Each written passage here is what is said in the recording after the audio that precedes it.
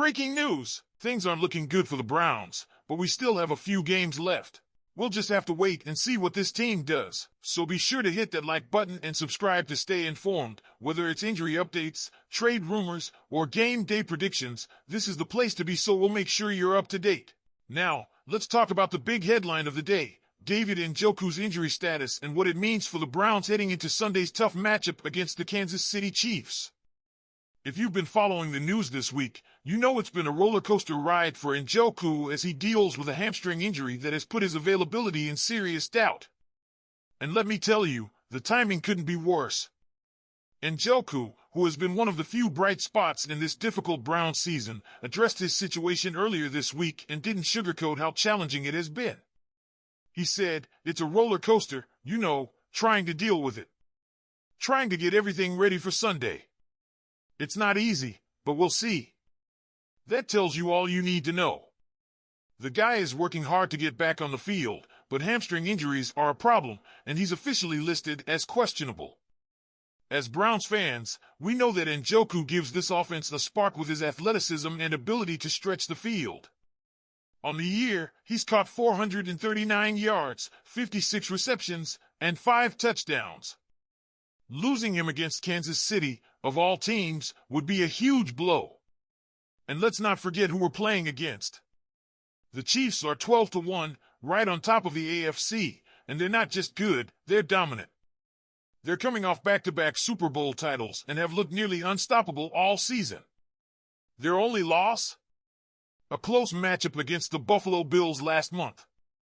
Meanwhile, the Browns have struggled, managing just 2 wins in their last 11 games. There's no hiding it. It's been a tough season, and this matchup will test every ounce of metal this team has left. To make matters worse, Njoku isn't the only player we could be without. Wide receiver Cedric Tillman has officially been ruled out for Sunday's game. Tillman's absence is tough to swallow, especially considering how he stepped up recently following the departure of Amari Cooper earlier this year. Since returning from injury, Tillman's production has been steadily increasing, 29 catches for 339 yards and 3 touchdowns this season, most of which have come in the last 5 games. It seemed like the rookie was starting to find his groove, but missing his 3rd straight game due to concussion protocol puts a damper on that momentum. If that weren't enough, there are 5 other players listed as questionable heading into Sunday, making this game feel like an uphill battle from the start. Injuries have been the story of the season, haven't they? At this point, Browns fans are practically holding their breath each week, hoping the injury bug will finally give way. But with names still up in the air for Sunday, it's going to take the younger players to step up in a big way. Now, let's talk about the bigger picture here.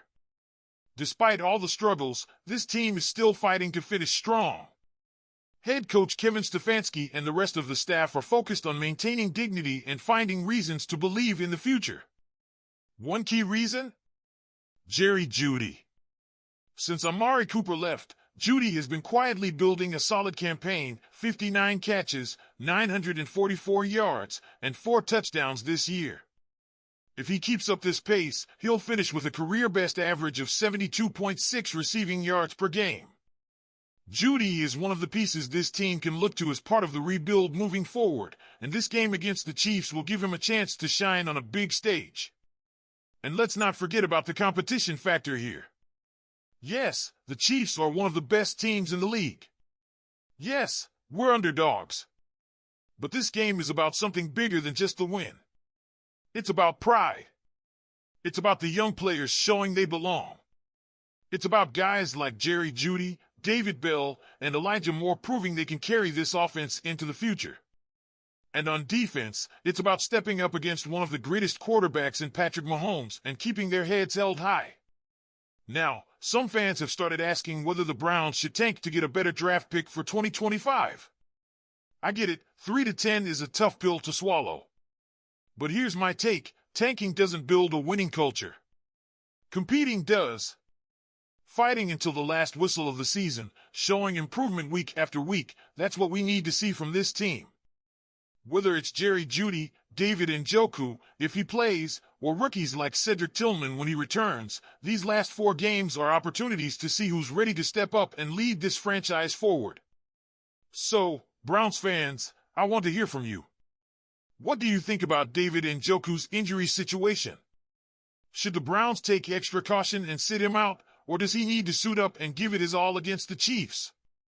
And what about Cedric Tillman? Are you excited to see how he continues to grow when he returns? Finally, do you think this team should focus on fighting for pride in these last games, or would you rather see them go all in for a top draft pick next year? Now, Myles Garrett just weighed in on the support that Jimmy Haslam showed for head coach Kevin Stefanski and GM Andrew Berry, and his words say a lot about the state of the Browns. If you're like most fans, this season has been beyond frustrating. Sitting at 3-10 after making the playoffs last year, it's no surprise that some folks are calling for big changes, starting at the top. But here's the twist. Haslam made it clear that Stefanski and Berry aren't going anywhere next season. That's right. The owner is standing by his coach and GM, and Myles Garrett is backing that decision. Garrett, who's been one of the few bright spots for the Browns this year, shared his thoughts in an interview this week.